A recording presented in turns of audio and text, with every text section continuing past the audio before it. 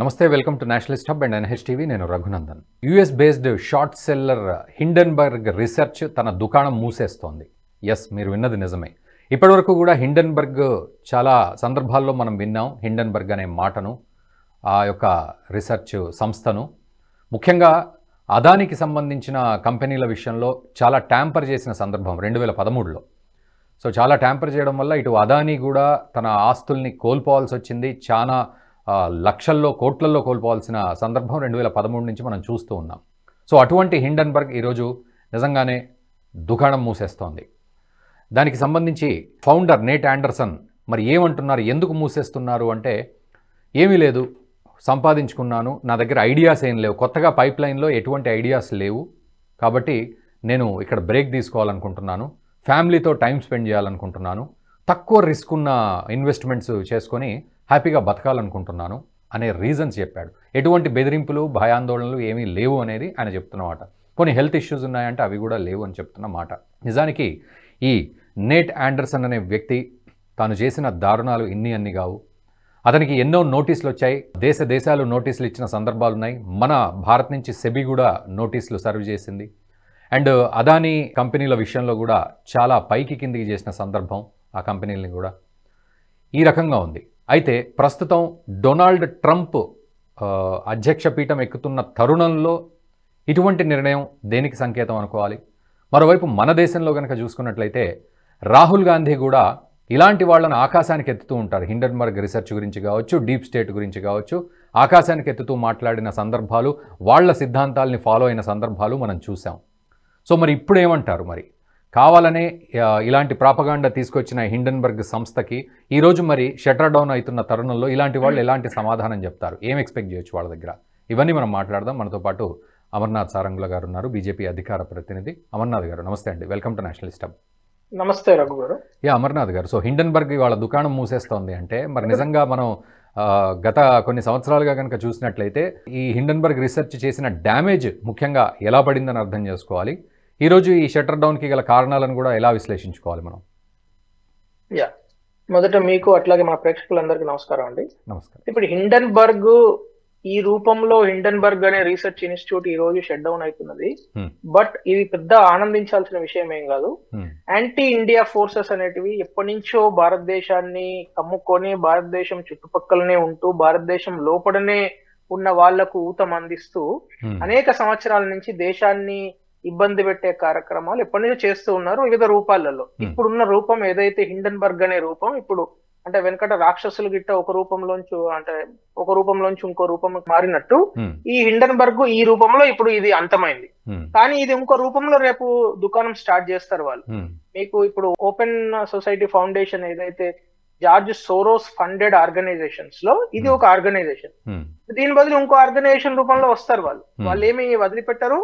మనము ఆనందించాల్సిన అక్కరేం లేదు. మనం ఆల్వేస్ అలర్ట్ గా ఉండాలి. భారతీయ పౌరులుగా భారతీయ సమాజం ఎప్పుడు కూడా ఇటువంటి హిండెన్బర్గ్ లాంటి anti India forces, George Soros లాంటి యాంటీ ఇండియా ఐడియాలజీని తీసుకొచ్చే వాళ్ళు, రాహుల్ గాంధీ లాంటి ఒక అర్బన్ నక్సల్, ఎందుకంటే నిన్నగాక మొన్న చేసిన వాక్యాలను చూస్తుంటే మనందరికీ చాలా ఇట్లా పౌరుషము ఇదవుతున్నది. ఎందుకంటే he is fighting Indian state. What is he fighting? భారతదేశంతోనే ఆయన ఫైట్ చేస్తున్నాడు. అంటే దాని అర్థం ఏంది? అసలు ఇట్లాంటి వ్యక్తులను ఇంకా ఒక పొలిటికల్ పార్టీలో మనము ఆదరిస్తున్నామంటే మన దేశానికి చాలా ఓపిక ఉన్నది. ఇటువంటి అర్బన్ నక్సల్స్ ను వెంటనే జైల్లో వేయాలి అటువంటి వ్యక్తిని. అలాంటి వ్యక్తులు ఇలాంటి రిపోర్ట్లను, ఇలాంటి రీసెర్చ్ ఫౌండేషన్ అని నమ్ముకొని భారతదేశంలో ఉండే అత్యంత ప్రతిష్టాత్మకమైన సెబీ లాంటి ఆర్గనైజేషన్స్ ను, అట్లాగే భారతదేశంలో ఉండే ఇన్స్టిట్యూషన్స్ ను, ఇండిపెండెంట్ గా పనిచేసే ఇన్స్టిట్యూషన్స్ లైక్ ఎలక్షన్ కమిషన్ కావచ్చు, సిఏజీ కావచ్చు, ఇట్లాంటి సంస్థలను తప్పుపడుతూ అనేక సార్లు ప్రెస్ మీట్ వచ్చిందంటే సిఏజీని తిట్టడము, ఈసీని తిట్టడము, ఈసీ పైనే కంప్లైంట్ చేయడము, ఈసీ పైన సుప్రీంకోర్టుకి వెళ్తా అనడము, ఇట్లాంటి పిచ్చి వ్యవహారాలన్నీ చేసే ఒక వ్యక్తి ఈ హిండెన్బర్గ్ లాంటి ఒక దొంగ సంస్థను తీసుకొచ్చి ఆ రిపోర్ట్ ను తీసుకొచ్చి అదేదో పెద్ద బైబిలో లేకుంటే భగవద్గీతనో లేకుంటే పురాణం లాగా ఆ ప్రెస్ మీట్ లో చదివేది. సో ఫస్ట్ ఆఫ్ ఆల్ ఇప్పుడు రాహుల్ గాంధీ మరి హిండెన్బర్గ్ మూస్తే ఆయన ఎక్కడికి వెళ్తాడు?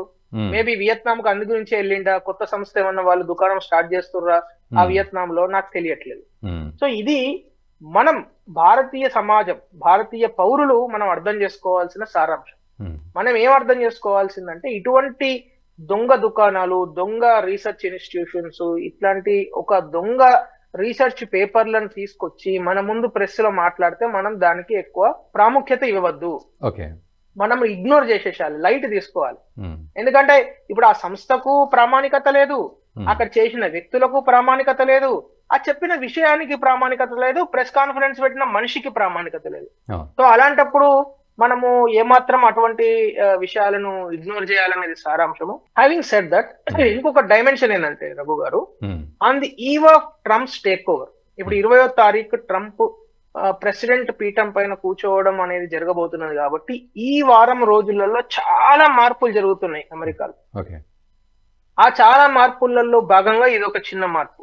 డిపార్ట్మెంట్ ఆఫ్ జస్టిస్ లో చాలా మందిని తీసివేయడము, చాలా మంది రావడము, స్వచ్ఛందంగా వ్యక్తులు వెళ్ళిపోవడము, రిజైన్ చేయడము, ఇదంతా కంటిన్యూస్ గా జరుగుతున్నాయి. ఎందుకంటే ఎవరెవరు డీప్ స్టేట్ లో భాగంగా ఉన్నారో, ఎవరెవరు అటు అమెరికన్ సొసైటీని కావచ్చు, ఇటు ఇండియన్ సొసైటీని కావచ్చు, ఎవరైతే కష్టపడి ఏమంటారు అక్కడ అమెరికన్ సాయిల్ పైన వెళ్ళి లీగల్ గా వెళ్ళి అనేక సంవత్సరాల నుంచి డాక్టర్స్, ఎంటర్ప్రెన్యూర్స్, తర్వాత ఐటీ ఎంప్లాయీస్ వెళ్ళి అక్కడ భారతదేశ పౌరులుగా బతుకుతున్నారో వాళ్ళందరినీ ఇబ్బంది పెట్టేందుకు అనేక సార్లు ప్రయత్నం చేసిన కొంతమంది ఈ రోజు భయపడుతున్నారు. ఎందుకు? మస్క్ కూడా వచ్చి డిఫరెంట్ డిపార్ట్మెంట్స్ ను ఎఫిషియన్సీ పెంచాలనే విధానంలోకి వాళ్ళు తీసుకురావడం, అంటే బ్యూరోక్రసీని, రెడ్ టేపిజం తగ్గించాలనే ఒక సంకల్పంతో వారు రావడం. అంటే ఇదంతా చూస్తూ ఉంటే మనకేమర్థమవుతున్నా అంటే అటు ట్రంప్ రావడము, ట్రంప్ వస్తున్న తరుణంలోనే అనేక మార్పులు జరగడము, ఆ మార్పులలో భాగంగా ఎక్కడ దొంగలు అక్కడే గప్చుప్ అని అంటారు కదా, అట్లా ఎక్కడ దొంగలు అక్కడే వాళ్ళందరూ కూడా వాళ్ళ వాళ్ళ దుకాణాలు, వాళ్ళ వాళ్ళ స్వరూపాలు, రూపాలు, ప్రతిరూపాలు మార్చుకుంటున్నారు.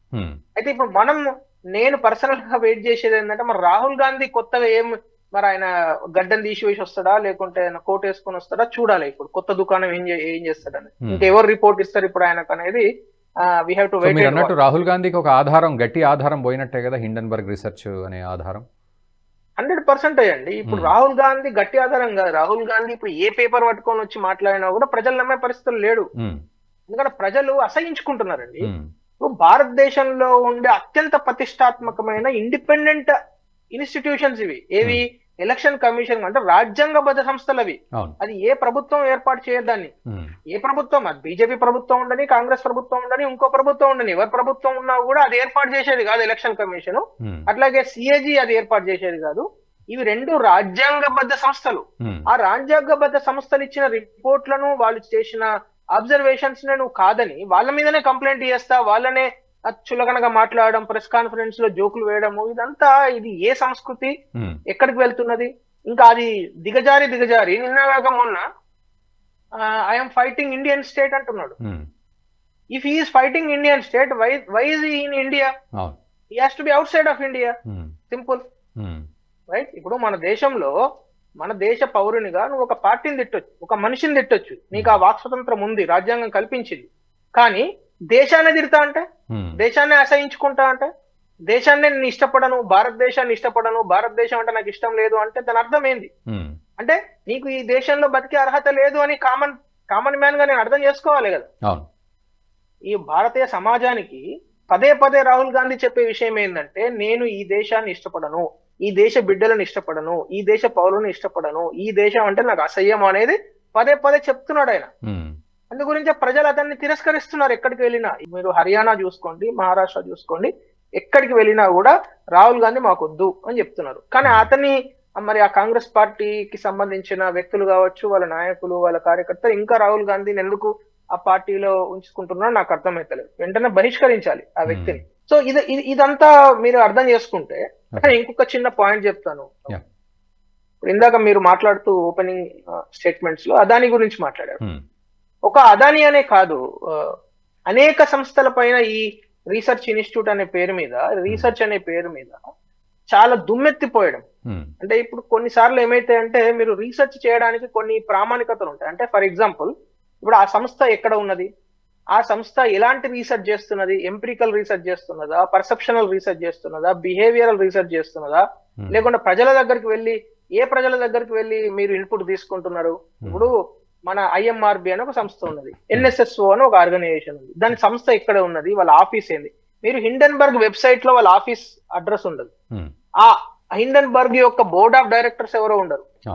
మీకు నేథన్ అండర్సన్ పేరు తప్పితే, వాళ్ళకి ఇచ్చే డోనార్స్ లో George Soros open societies fund తప్పితే మీకు వాళ్ళకి సంబంధించిన ఏ ఆర్గనైజేషన్, అంటే ఆ ఆర్గనైజేషన్ యొక్క ఏ వివరాలు ఉండవు. మీకు కామన్ గా ఇప్పుడు సపోజ్ ఇప్పుడు మీది ఒక ఆర్గనైజేషన్ ఉందండి, నేషనలిస్ట్ హబ్, దానికి ఫౌండర్ ఎవరు, దాని యొక్క బోర్డ్ ఆఫ్ డైరెక్టర్స్ ఎవరు, అది ఈజీగా తెలిసిపోతుంది ఇంటర్నెట్ లో వెళ్తే. ఏ సంస్థకైనా అది ఓపెన్ గా ఉండాలి, దాన్నే కార్పొరేట్ గవర్నెన్స్ అంటారు. అలాంటిది హిండెన్బర్గ్ సంస్థ యొక్క వేర్ అబౌట్స్ మీరు వెతికారనుకోండి, మీకు ఏమీ దొరకవు. ఆ ఆఫీస్ సంస్థ ఎక్కడ ఉన్నదో తెలియదు, మరి అది సీక్రెట్ ఏజెన్సీయా, లేకుంటే రీసెర్చ్ ఇన్స్టిట్యూటా, లేకుంటే ఇంకేదైనా వాళ్ళు వ్యవహారాలు నడిపిస్తున్నారా అనేది మనకు అర్థం కాదు. అందుగురించే అటువంటి సంస్థలను అమెరికా సొసైటీయే తిరస్కరించేసింది. ఇలాంటి సీక్రెట్ ఏజెన్సీస్ ను ఎప్పుడూ అమెరికన్ సొసైటీ తిరస్కరించింది సార్. అమెరికాలో ఇంతకు ముందు సీక్రెట్ ఏజెన్సీస్ ను వాటి నుంచి ఇన్ఫర్మేషన్ తీసుకునే ఛానల్, పెంటగాన్ కావచ్చు, ఈ సిఐఏ కావచ్చు, అది ఆ సీక్రెట్ ఏజెన్సీస్ నుంచి తీసుకునే వ్యవస్థను కూడా వాళ్ళు తీసివేశారు. భారతదేశం కానీ ఏ దేశం కూడా ఈ ఇంటర్నేషనల్ సీక్రెట్ ఏజెన్సీస్ వ్యవహారంలో జోక్యం కల్పించుకోరు. ఎందుకంటే వాళ్ళు ఎప్పుడు కూడా దేశాలకు అగేన్స్ట్ గానే పనిచేస్తారు తప్పితే ఏ దేశాన్ని లేకుంటే ఏ యుద్ధాన్ని ఆపడానికి ప్రయత్నం చేయరు అనేది అనేక సార్లు రూఢి అయింది. సో అలాంటిది ఈ రోజు ఒక హిండెన్బర్గ్ రీసెర్చ్ ఇన్స్టిట్యూట్ అనేది మీకు ఒక అడ్రస్ లేకుండా, దానికి సంబంధించిన మెంబర్స్ ఎవరో తెలియకుండా, రీసెర్చ్ ఎవరు చేస్తున్నారో తెలియకుండా, ఏ విధంగా రీసెర్చ్ చేస్తున్నారో తెలియకుండా ఇన్ని రోజుల నుంచి వాళ్ళు వాళ్ళకు తెలిసిన చెత్తంతా ఒక పేపర్ రూపంలో ఇవ్వడము, ఆ పేపర్ ను తీసుకొచ్చి రాహుల్ గాంధీ గారు మనకు ప్రెస్ మీట్ లో చెప్పడం. అట్లనే కదా ఇప్పుడు ఆ సంస్థ యొక్క ప్రాముఖ్యత పెరిగి మనందరం దాని గురించి మాట్లాడుకుంటాము. లేకుంటే హిండెన్బర్గ్ గురించి మనం ఎందుకు మాట్లాడుకుంటాం రఘు గారు? అసలు ఆయన రాహుల్ గాంధీ అనే వ్యక్తి అన్ఫార్చునేట్లీ ఒక లీడర్ ఆఫ్ అపోజిషన్ గా ఒక బాధ్యతాయుతమైన జవాబుదారీ పొజిషన్ లో ఉండి కూడా ఆ పొజిషన్ ను ఆయన అసలు కొంచెం కూడా లెక్క చేయకుండా, నాకు ఒక బాధ్యత ఉన్నది, భారతదేశ పౌరులు నాకు ఓట్లు వేస్తే నేను ఇక్కడికి వచ్చి కూర్చున్నా అనేది కొంచెం కూడా బాధ్యత లేకుండా ఇష్టం ఉన్న పేపర్ తీసుకొచ్చి మీరు ప్రెస్ మీట్ పెడితే అట్లనే ప్రాముఖ్యత వచ్చింది. లేకుంటే ఇప్పుడు మీకు మాకు లేకుండా భారతదేశ పౌరులకు హిండెన్బర్గ్ గురించి వాడు ఏం రాసుకున్నా కూడా మనకు ఫరక పడదు. అట్లాంటి సంస్థలు ఎన్నో రాస్తాయి, మనకేం సంబంధం? అదాని గురించి రాయని, ఇంకో అంబానీ గురించి రాయని, ఇంకోళ్ళ గురించి రాయని. సో అమర్నాథ్ గారు, మీరు అన్నట్లు చాలా ఎఫెక్ట్ చూపెట్టింది ఇది. సో ఈ రోజు దుకాణం క్లోజ్ అవ్వడం అనేది అంటే రీజన్ కనుక చూస్తే డొనాల్డ్ ట్రంప్ వస్తున్నందుకే ఇవన్నీ సర్దుకుంటున్నాయి అనేది కంక్లూజన్ చేయొచ్చా? And at the same time రాబోయే రోజుల్లో మరి మళ్ళీ ఎలాంటి రూపాంతరం చెందుతుంది మీరు అన్నట్లుగా? రఘు గారు, ఇట్లాంటి సంస్థలు ఇప్పుడు నక్సలైట్ ఏజెన్సీస్ లాగా ఇవన్నీ. ఇప్పుడు నక్సలైట్లు ముందు తుపాకులు పట్టుకొని అడవులలో ఉండేటివాళ్ళు, వాళ్ళు ఇప్పుడు ట్రాన్స్ఫార్మ్ అయ్యి సోషల్ మీడియాలోకి, అట్లాగే ఈ ఇన్స్టాగ్రామ్ లోకి, డార్క్ నెట్ లోకి వచ్చారు. వాళ్ళు ఈ రోజు వాళ్ళు తుపాకులు పెట్టుకుంటలేరు, వాళ్ళు హ్యాకింగ్ లోకి వచ్చేసారు. సో దాన్ని మనం అర్బన్ నక్సల్స్ అంటున్నాం. కొన్ని రోజులు అయితే ఇంకొక రూపాంతరం చెందుతారు. ఇంతకు ముందు అకాడమిషియన్స్ గా వచ్చారు, వాళ్ళు నవలలు రాసి ప్రజల యొక్క మైండ్ ఖరాబ్ చేసేటి వాళ్ళు. చిన్న చిన్న పిల్లలు, 20 ఏళ్ళు 15 ఏళ్ల పిల్లలు అలాంటి నవలలు బుక్స్ చదివి బాగా ప్రభావితం చెందేటి వాళ్ళు. వేల లక్షల మంది అడవులలోకి వెళ్ళిన సందర్భాలు మనం చూసాం. ఎంతో మంది తల్లులు తండ్రులు వాళ్ళ కడుపు కోత చూసాం మనం. అలాంటి తర్వాత ఏం జరిగింది, వాళ్ళే ఇప్పుడు సోషల్ మీడియాలోకి వచ్చారు. సోషల్ మీడియాలో చిన్న చిన్న పిల్లలను ఇన్స్టాగ్రామ్స్ రూపంలో, ఇంకో దానిలో రీల్స్ రూపంలో వాళ్ళ మైండ్ మీద ప్రభావం చూపిస్తున్నారు. సేమ్ థింగ్ ఇప్పుడు హిండెన్బర్గ్ కు ఇంతకు ముందు రూపము క్లారిటీ స్ప్రింగ్ అని ఒక ఆర్గనైజేషన్ ఉంది, సేమ్ నేథన్ అండర్సన్ పెట్టిన ఆర్గనైజేషన్. అది మూసుకొని దాని మీద ఎవిక్షన్ నోటీసెస్, తర్వాత అక్కడ ఉన్న లోకల్ గవర్నమెంట్ నోటీసెస్ వచ్చిన తర్వాత అది మూసేసి హిండెన్బర్గ్ అని పెట్టారు. హిండెన్బర్గ్ కూడా సేమ్ అదే సిచ్యువేషన్. నా హిండెన్బర్గ్ అంటే దాని యొక్క క్రెడిబిలిటీ పోయింది కదా ఇప్పుడు. ఎందుకంటే హిండెన్బర్గ్ అన్ని అబద్ధపు రీసెర్చ్ చేస్తున్నారు, అన్ని దొంగ లెక్కలు చేస్తున్నారు. వాడు ఇక్కడ అదాని పైన రిపోర్ట్ చేస్తాడు, రాహుల్ గాంధీ మాట్లాడతాడు, వెంటనే అదాని షేర్లు పడితే వాళ్ళు షార్ట్ సెల్ చేస్తారు. సో ఇది అర్థమైపోయింది. ఇప్పుడు క్రెడిబిలిటీ తగ్గిపోయింది. ఇప్పుడు ఇంకో రూపం చేస్తారు, ఇంకో పేరు పెడతారు. హిండెన్బర్గ్ కాకుండా ఏంటో ముండెన్బర్గ్ అని పెడతారు. మనకు తెలియదు. అది మళ్ళీ తెలిసేటప్పటికి మళ్ళీ ఇంకో రాహుల్ గాంధీయో లేకుండా మళ్ళీ ఇదే రాహుల్ గాంధీయో మళ్ళీ ప్రెస్ మీట్లు పెడితే అప్పుడు మనకు అర్థమవుతుంది. లేకుండా మనం వి డోంట్ కేర్ కదండి. ఇట్లాంటి సంస్థలు ఏం రాస్తాయి అనేది భారతీయ సమాజం, మనకు సంబంధించినంత వరకు మన రాష్ట్ర ప్రభుత్వము, మనము, మన పార్టీ ఇదే ఉంటుంది తప్పితే ఇప్పుడు రాహుల్ గాంధీ అనే వ్యక్తి స్పెషల్ గా దీన్ని తీసుకొచ్చి ఫోకస్ లోకి తీసుకురావడమే తప్పితే ఈ యాంటీ ఇండియా ఫోర్సెస్ కు అదర్వైజ్ బలం ఏంటండి? యాంటీ ఇండియా ఫోర్సెస్ కు భారతదేశంలో ఉన్న రాహుల్ గాంధీ లాంటి అర్బన్ నక్సల్స్ సపోర్ట్ తప్పితే వాళ్ళకి ఇంకేం బలం ఉంది చెప్పండి? ఇంత పెద్ద దేశము, we can easily fight them unless these people unfortunately with in the కంట్రీలో ఎవరైతే భారతదేశ పౌరులుగా చెప్పబడుతున్నారో వాళ్ళే అవతల పక్కకు సపోర్ట్ చేస్తున్నారు అనేది కనబడుతున్నది కదా. అంటే అమర్నాథ్ గారు, ఫైనల్గా ఓవరాల్గా మరి ఎలా అలర్ట్గా ఉండాలి ఇట్లాంటి రీసెర్చ్ సంస్థలు కానీ యాంటీ ఇండియా ఎలిమెంట్స్ కానీ, ముఖ్యంగా మీరు అన్నట్టు రాహుల్ గాంధీ లాంటి వాళ్ళు చేస్తున్న ఈ ప్రచారం మిషన్లో కావచ్చు, ఎట్లా అవేర్నెస్తో ఉండాలి, అలర్ట్గా ఉండాల్సిన పరిస్థితి ఉంది? ఒక కంక్లూజన్ ఇవ్వండి. సింపుల్ అండి. ఇప్పుడు మీ రఘు గారు నేషనలిస్ట్ హబ్ వ్యూవర్స్ అందరికీ నా తరపున, అట్లాగే కొంత నాలెడ్జ్ ఏదైతే ఇండియన్ ఇన్స్టిట్యూషన్స్ ఇస్తాయో, ఇప్పుడు భారతదేశంలో అత్యంత ప్రతిష్టాత్మకమైన ఆర్గనైజేషన్స్ ఉన్నాయి. సిఏజీ రిపోర్ట్స్ కావచ్చు, సేబీ రిపోర్ట్స్ కావచ్చు, ఆర్బీఐ రిపోర్ట్స్ కావచ్చు, అద్భుతమైన రిపోర్ట్స్ తయారు చేస్తున్నాయి. అద్భుతమైన డాటా వాళ్ళు కొలేట్ చేస్తారు, అద్భుతమైన విషయాలు వాళ్ళు వాళ్ళ వెబ్సైట్స్ లో ఉంటాయి.